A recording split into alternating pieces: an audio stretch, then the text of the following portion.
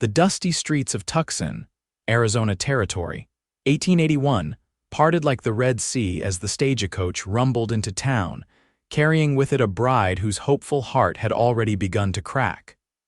Lucinda Barnes clutched her worn leather satchel to her chest as the coach jolted to a stop. Her wedding day was tomorrow, yet the man who had promised to meet her, the man whose letters had painted dreams of a shared future, was nowhere to be seen. "Last stop, miss," the driver called down, his weathered face showing a hint of sympathy. "Tucson." Lucinda stepped down carefully, her modest blue traveling dress already coated with a fine layer of desert dust. At 22, she had left behind the Philadelphia orphanage that had been her only home, following the promise of marriage to a man she'd never met, a store owner who had placed an advertisement for a mail-order bride, Mr. Samuel Thompson. She asked the driver, her voice small against the backdrop of the bustling town. "He was meant to meet me," the driver shrugged. "Don't know him, madam. Try the general store yonder. They know most everybody." With a deep breath, Lucinda gathered her courage and what little belongings she had. The sun beat down mercilessly as she made her way toward the general store, feeling the stares of townsfolk following her progress. She was a stranger here. Worse, she was alone.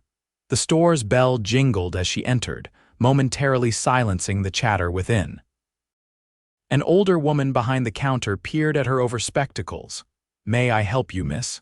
"I'm looking for Mr. Samuel Thompson," Lucinda said, forcing confidence into her voice. "I'm his intended." A strange silence fell over the store. The woman's face shifted from curiosity to something like pity. "Oh dear, you're the mail-order bride?" Lucinda nodded, a sense of foreboding tightening around her chest. "I'm afraid Mr. Thompson left town 3 weeks ago, honey. There was some trouble with creditors. He sold the store and headed for California." The news hit Lucinda like a physical blow. She swayed slightly, gripping the counter's edge. "But he sent for me. He paid my passage." "That was before his gambling debts caught up to him," said a man's voice from behind her. Lucinda turned to see a tall, broad-shouldered man in the doorway. His face was partially shadowed by a wide-brimmed hat, but she could see the sharp line of his jaw, softened slightly by a well-kept beard. He wore the dust of the trail like a second skin, his clothes practical and worn. "Lucas Merritt," he introduced himself with a slight tip of his hat. "Sheriff around these parts. Thompson skipped town owing money to half the businesses here." Lucinda felt the room spinning, her future, her plans, all vanished in an instant. "I have nowhere to go," she whispered, more to herself than anyone else. The store fell silent again, the patrons looking at her with a mixture of curiosity and discomfort. No one stepped forward, no one offered help. She was a stranger, and strangers in a frontier town were viewed with suspicion, especially those without connections or purpose. "Mrs. Holliday runs a boarding house," the shopkeeper finally offered, though her tone suggested it wasn't much of an option. "But she requires payment in advance, and it's not exactly suitable for a young lady alone." Lucinda swallowed hard. Her funds were meager enough for perhaps a week's lodging at most. After that, Sheriff Merritt studied her for a long moment, his green eyes taking in her simple dress, her single bag, the desperation she was trying so hard to hide. "My sister could use some help at the ranch," he said suddenly, surprising even himself with the words. "She's expecting a child come winter and could use another pair of hands around the place." Lucinda looked at him, suspicion warring with desperate hope. "I don't know anything about ranch work," she admitted. A slight smile creased his weathered face. "Can you cook, clean?" "My sister Hannah would be grateful for the company alone." "I can do both," Lucinda said quickly. The orphanage had taught her those skills well enough. Lucas nodded once, decision made. "Then it's settled. You can stay with us until you figure out your next steps. The ranch is a day's ride from town. We'll leave tomorrow morning." "Thank you," Lucinda said, though uncertainty colored her words. She knew nothing of this man except his title, but what choice did she have? As the sheriff turned to leave, she found her voice again. "Sheriff Merritt." Why would you help me? You don't know me." Lucas paused in the doorway, silhouetted against the harsh desert sunlight. His eyes, when they met hers, held a warmth that belied his rugged appearance. "Out here, Miss Barnes, folks who don't help each other don't survive long." He adjusted his hat slightly. "And besides, my sister would never forgive me if I left a bride with no family stranded in town."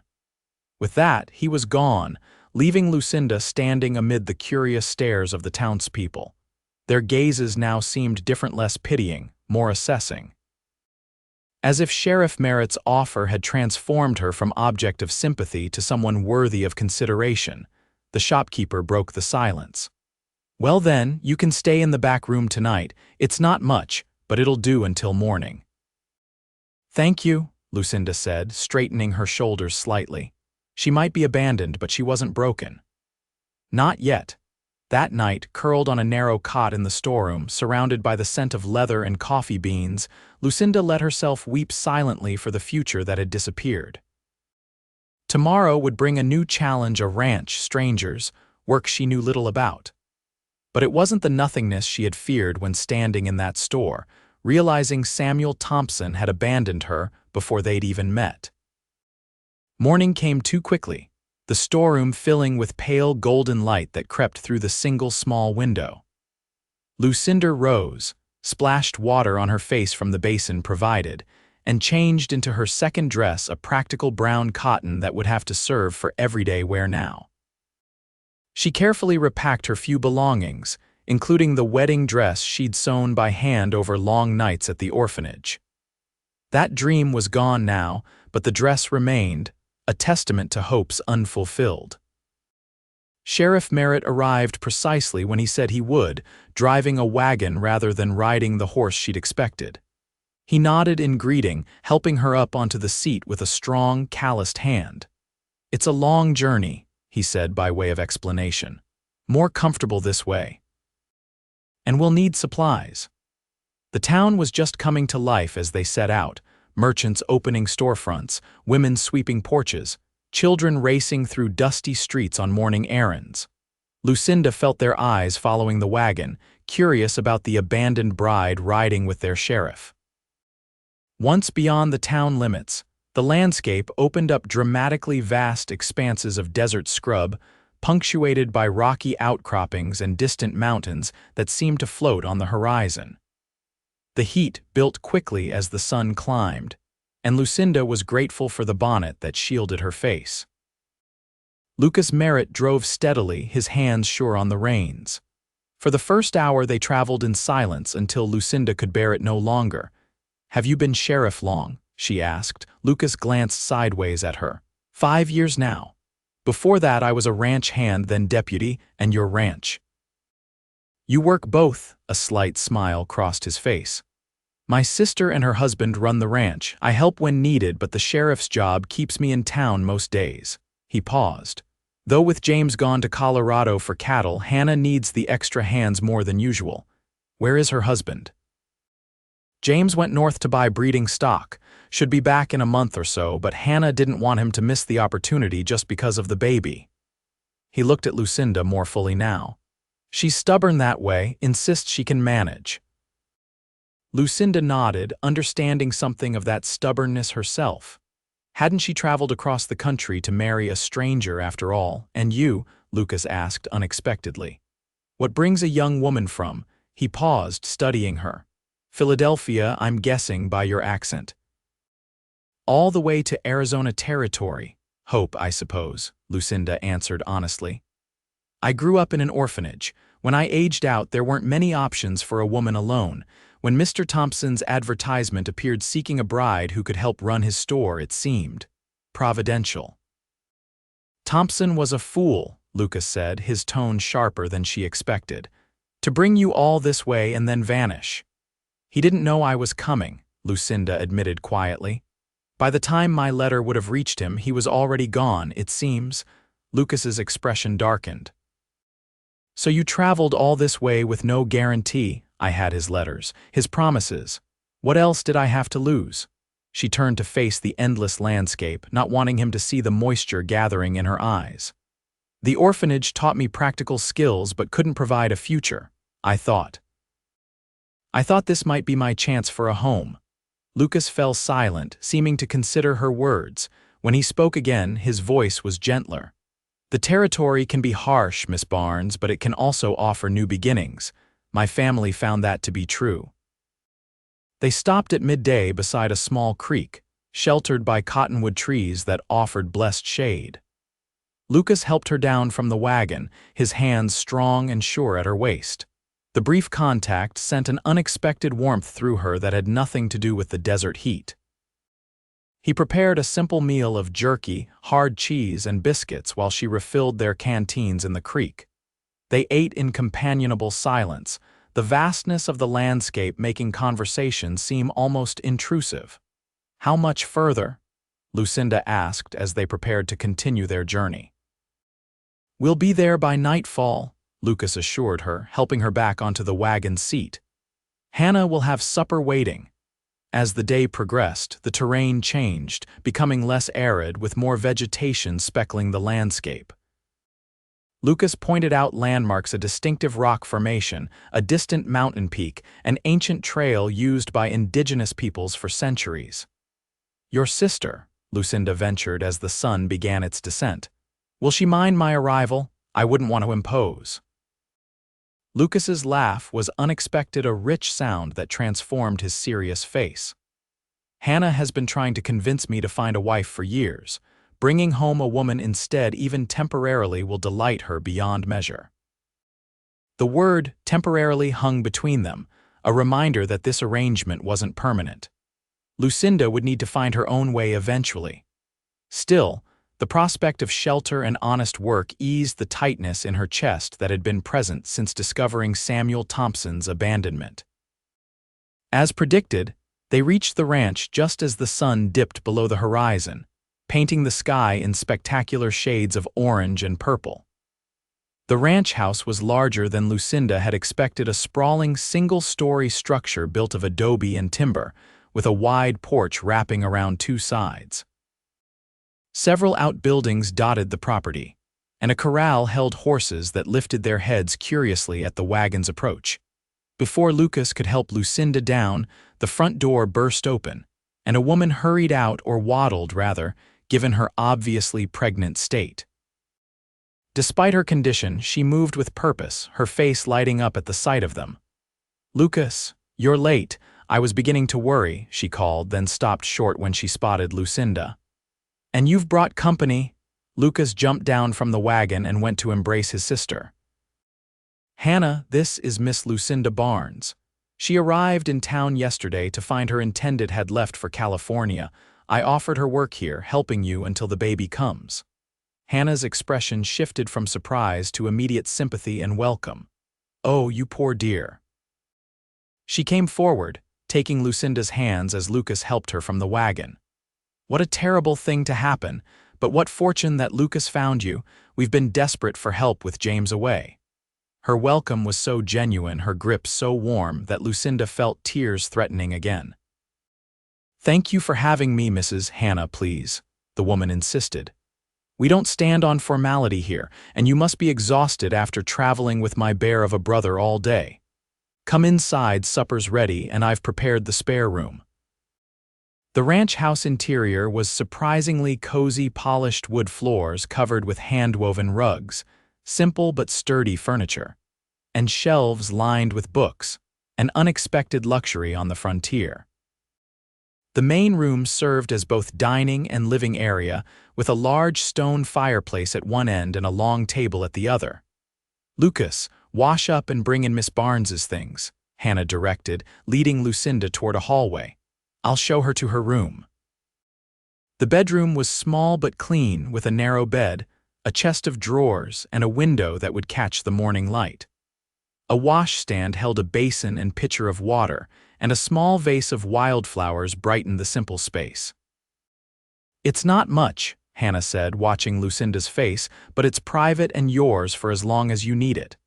"It's wonderful," Lucinda said sincerely, overwhelmed by such kindness from strangers. "I don't know how to thank you." Hannah waved away her thanks. Having another woman around will be payment enough. Lucas tries, bless him, but he's got sheriff duties in town most days and a pregnant woman alone on a ranch. She shrugged expressively. Let's just say your arrival seems providential to me. That word again, providential.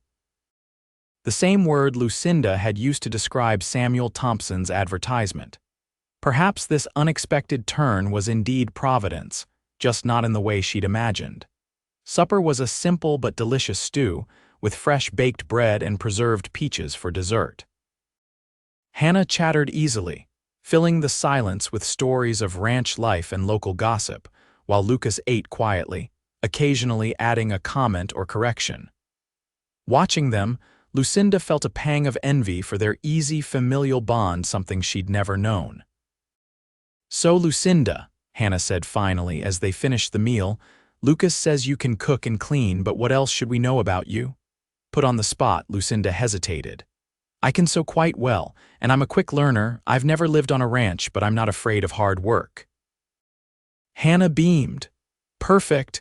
I need help with the household, the garden, and preserving for winter.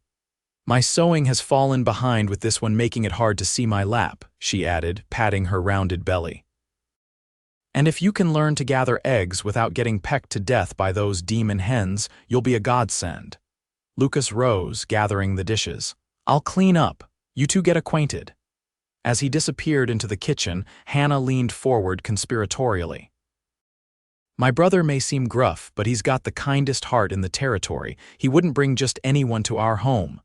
Lucinda flushed slightly. "He's been very kind. I don't know what I would have done otherwise." Hannah's eyes softened. "Lucas said your intended abandoned you. I'm so sorry." "It seems he never received word I was coming," Lucinda explained, still defending a man she'd never met. "His debts forced him to leave." "Still," Hannah said firmly, "a man of honor would have settled his affairs before inviting a bride across the country." She paused, studying Lucinda. "Perhaps it's for the best. A man who runs from debts isn't one who'd make a good husband." Lucinda had had the same thought, but hearing it spoken aloud somehow made it more real. "Perhaps you're right," she conceded. Later that night, lying in the unfamiliar bed, Lucinda found herself not dwelling on Samuel Thompson's betrayal, but rather on Lucas Merritt's unexpected kindness. The sheriff was unlike any man she'd encountered before, strong yet gentle, reserved yet compassionate. His offer of help had been made without any apparent expectation of return, a rarity in Lucinda's experience. She drifted to sleep wondering what it would be like to have family like Hannah and Lucas, people who stood by each other, who offered help without question, who created a home that welcomed strangers in need. The next several weeks fell into a pattern that brought Lucinda unexpected contentment. She rose early each morning, helping Hannah prepare breakfast before Lucas rode to town for his sheriff duties. The days were filled with household tasks: cooking, cleaning, tending the small kitchen garden that provided fresh vegetables for their meals. In the afternoons, Hannah taught her to churn butter, preserve fruits, and even ride horseback, a skill Lucinda had never imagined acquiring. Lucas typically returned near dusk, sometimes staying overnight, other times heading back to town if his duties required it. When he was present, Lucinda found herself increasingly aware of him, the way he moved with effortless strength, how his stern expression softened when he spoke to his sister, the unexpected gentleness in his hands when he helped Lucinda mount her horse for riding lessons. "You're a natural," he told her one evening as they returned from a short ride around the property. "Most city folks take months to sit a horse properly." His praise warmed her more than it should have. "I had a good teacher," she replied, avoiding his gaze as he helped her dismount. His hands lingered at her waist a moment longer than necessary, and when she looked up, his eyes held an expression she couldn't quite decipher. He stepped back abruptly, turning to tend to the horses. "Lucas likes you," Hannah commented later as they prepared supper. "I haven't seen him so attentive to a woman since, well, ever."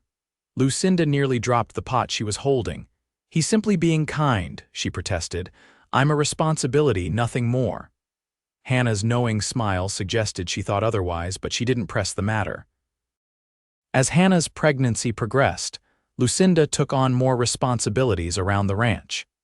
She learned to manage the household accounts, to negotiate with the Mexican workers who helped with the cattle, even to shoot the revolver Lucas insisted she carry when venturing beyond the immediate yard. "Rattlesnakes and coyotes are common," he explained as he positioned her hands on the weapon. "And occasionally, less savory human visitors pass through." Standing behind her, guiding her aim toward a distant rock, his chest warm against her back, Lucinda found it difficult to concentrate on his instructions. His proximity affected her in ways that both thrilled and frightened her. She'd come to Arizona to marry one man. Developing feelings for another seemed disloyal somehow, even if Samuel Thompson had abandoned her. One evening in late September, a violent thunderstorm swept across the ranch. Hannah, now in her 7th month and increasingly uncomfortable, had retired early, leaving Lucinda and Lucas alone in the main room. Rain lashed against the windows as Lucas built up the fire against the unusual chill. "Will you return to town tomorrow?" Lucinda asked, attempting to sound casual as she mended one of Hannah's maternity dresses. Lucas settled into the chair opposite her. "Not if this rain continues. The creek will be flooded." He watched her nimble fingers working the needle. "You've become quite at home here." His observation startled her into looking up. "Your sister has been very patient with my ignorance of ranch life." "Hannah loves having you here," he said, then added more quietly, "as do I." The simple statement hung in the air between them, weighted with unspoken meaning. Lucinda's needle stilled. "I've been meaning to ask," Lucas continued when she didn't respond. "What are your plans? Once James returns and the baby is born, Hannah won't need as much help." The question pierced the comfortable bubble Lucinda had been living in. She'd avoided thinking about the future, content with the present routine and security. I don't know," she admitted. "I have some savings. Perhaps I could find work in town." Lucas frowned. "What sort of work? Teaching, perhaps, or sewing? I could work in a store." None of the options sounded appealing compared to the life she'd found at the ranch. "Or you could stay," Lucas said, his voice carefully neutral. "Here with us." Lucinda's heart began to race. As Hannah's helper, Lucas set aside the book he'd been pretending to read and leaned forward. "As more than that, if you were willing." Their eyes met across the small space, and Lucinda saw in his gaze a warmth and longing that mirrored her own confused feelings. "Lucas." A crash of thunder interrupted her, followed immediately by Hannah's voice calling urgently from the bedroom. "Lucas, Lucinda, something's wrong." They both leapt to their feet the moment shattered. Lucas reached Hannah's door first, throwing it open to find his sister clutching her abdomen, face contorted in pain. "The baby," she gasped. "Too early, something's wrong."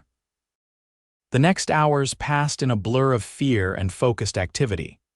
Lucinda had assisted at births at the orphanage, but never with complications.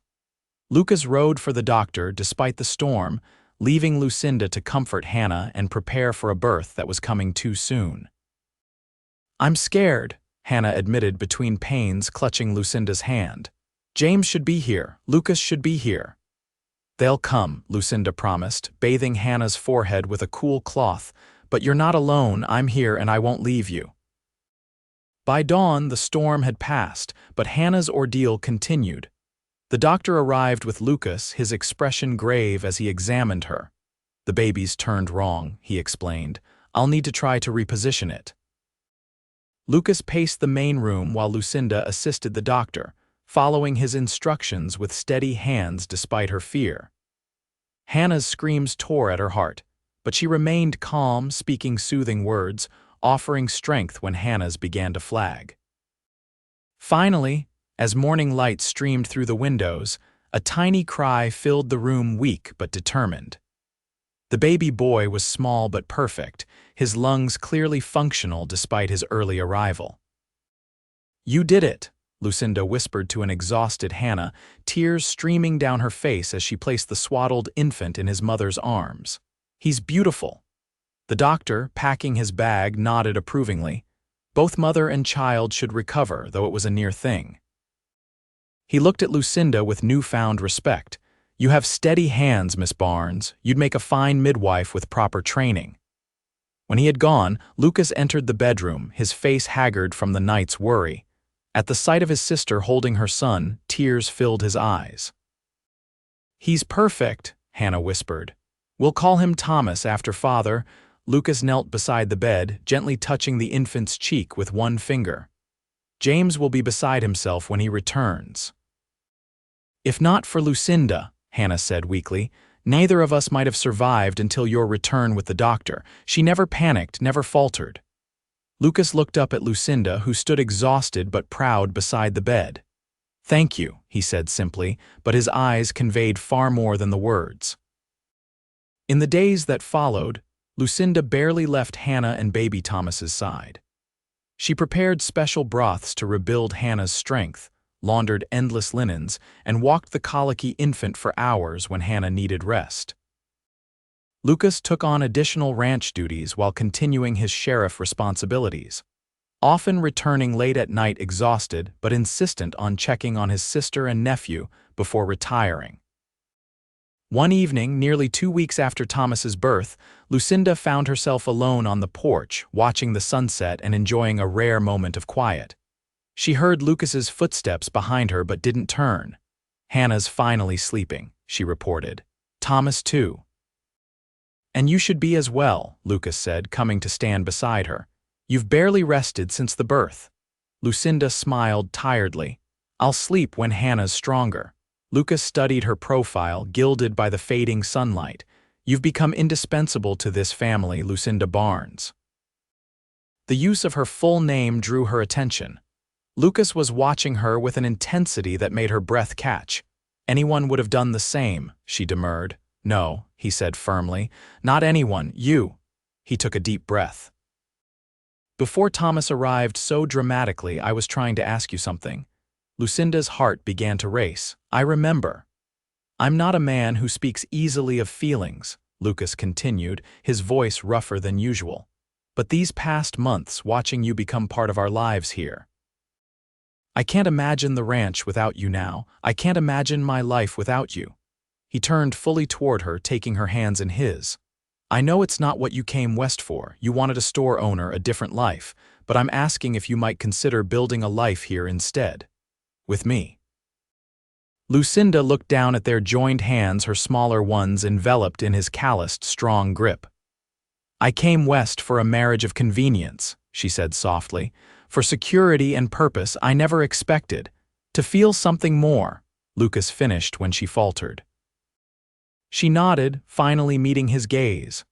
"I never expected you, Lucas Merritt." He smiled then, a full smile that transformed his serious face. "Is that a yes? Are you properly asking?" she countered, surprising herself with her boldness. Lucas laughed, then sobered. Still holding her hands, he dropped to one knee on the wooden porch. "Lucinda Barnes, I'm asking you to marry me. Not because you need a home or I need help with the ranch, but because these months have shown me what kind of woman you are: brave, kind, stronger than you know. Because I've fallen in love with you, and I want to build a life together if you'll have me." Tears filled Lucinda's eyes. "When I arrived in Tucson and found myself abandoned, I thought I'd lost my only chance at having a family. I stood in that store while everyone stared and no one offered help, and I felt more alone than I ever had before." Lucas's grip tightened on her hands. "You're not alone anymore." "No," she agreed softly, "because you said the words I needed most to hear: that I had a family now. Your family." She tugged gently, urging him to his feet. "Yes, Lucas Merritt, I will marry you." His kiss was gentle at first, then deepened with a passion that left her breathless. When they finally parted, he kept her close, his forehead resting against hers. "I should warn you," he murmured, "that Hannah will be insufferable when she hears the news. She's been plotting this outcome since your first week here." Lucinda laughed, joy bubbling through her. "She's not as subtle as she thinks." 3 months later, on a crisp December day, Lucinda Barnes became Lucinda Merritt in a simple ceremony at the ranch. "Hannah," fully recovered and beaming with approval, stood as witness with baby Thomas in her arms. James, returned from his cattle drive to find his son already born, gave the bride away with genuine affection. Lucinda wore the wedding dress she'd sewn for a different marriage, but as she spoke her vows to Lucas, she knew this was the union that had been meant for her all along. The abandoned bride had found not just a husband, but a family, a home, and a love deeper than she'd dared to dream possible. After the ceremony, as guests from town celebrated with food and music in the main room, Lucas led his bride out to the porch where he'd proposed. Happy? He asked, his arm around her waist. Lucinda leaned into him, watching the sunset paint the desert in gold and crimson. More than I knew was possible. When you stood in that store looking so lost, Lucas said quietly, something in me recognized something in you. I didn't understand it then, but I do now. What was it? She asked, turning in his arms to face him. His smile was tender as he traced her cheek with his fingertips. We were both incomplete, waiting for each other without knowing it. He kissed her gently. Welcome home, Mrs. Merritt. And in that moment, surrounded by the family she'd found when all seemed lost, Lucinda knew she had indeed come home at last.